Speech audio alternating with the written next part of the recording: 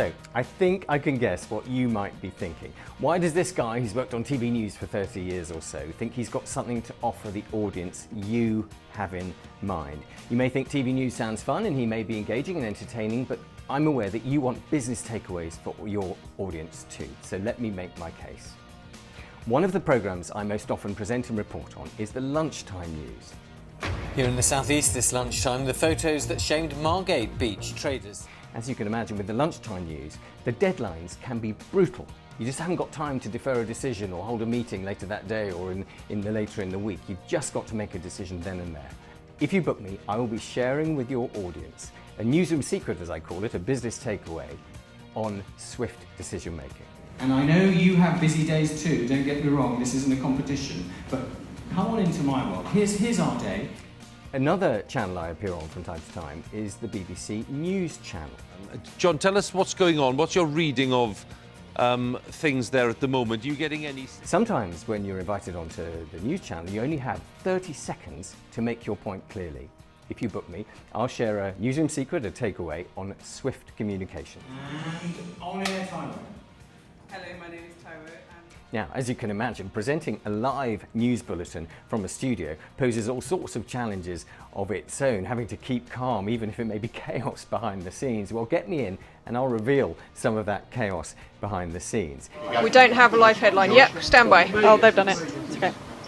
Take A. Come into 2 Q Polly.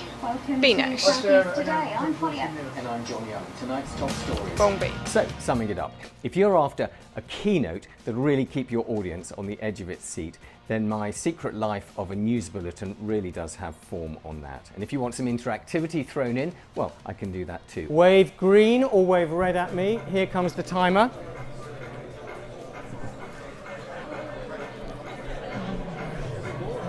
Oh. Got a bit of a mixed bag here. Some people are a wee bit cautious, some people go for it. Put pressure on that reporter. If you're after a workshop for a business away day perhaps, and you want a bit of learning, then my Get It Done by Lunchtime workshop ticks that box. I create a newsroom environment, everyone works in teams of 4 or 5, and boy, do I throw deadlines and decisions at them. And again, always those business takeaways.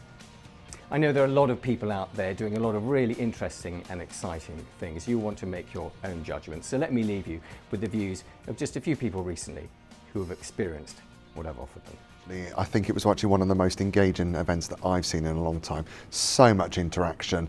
Inspiring. I think it was really interesting to give a perspective from something that's a completely different industry. So if you were to sock it to me in 10 seconds, what will you do differently tomorrow?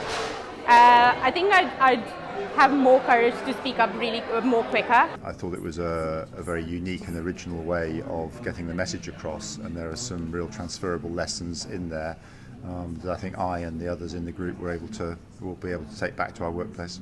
Not a second was boring at all. So, and there were so many key takeaways that I would take from this prioritization, capturing how to capture your audience.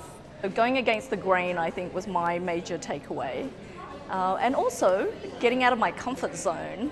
I think there was something there for everyone. What would you take away from it, Catherine? Less is more.